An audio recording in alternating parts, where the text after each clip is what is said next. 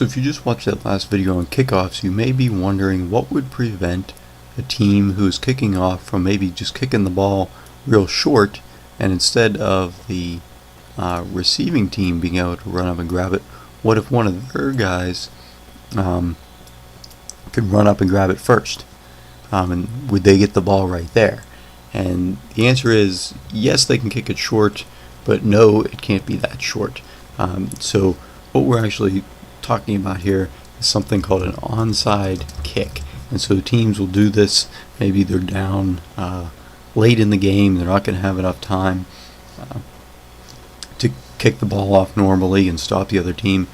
So what they will do is something called an onside kick, and that rules for an onside kick state that the ball must go at least 10 yards.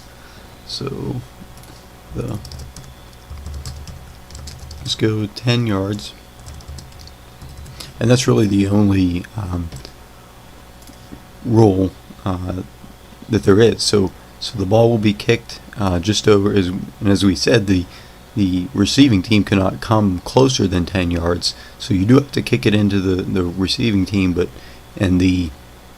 as with all kickoffs, the members of the kicking team cannot cross the line until the ball has been kicked.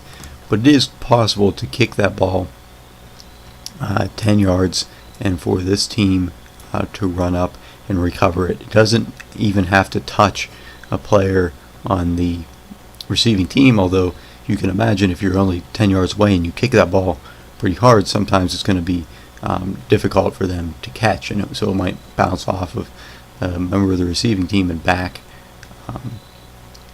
to the kicking team. But as long as that ball goes at least 10 yards, the kicking team can recover it, and then that would be the line of scrimmage for them to start on offense.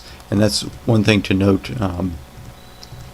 that the ball does not have to touch a member of the receiving team. So for some odd reason, even if the ball was kicked way, it was kicked kind of normally, and for some odd reason no team or no member of the receiving team were to touch it, maybe they are moving the other way, this guy thinks that this guy's got it, and something gets messed up and nobody touches this ball, the kicking team can run down and they can recover that ball. It's a free ball. It does not have to touch the receiving team.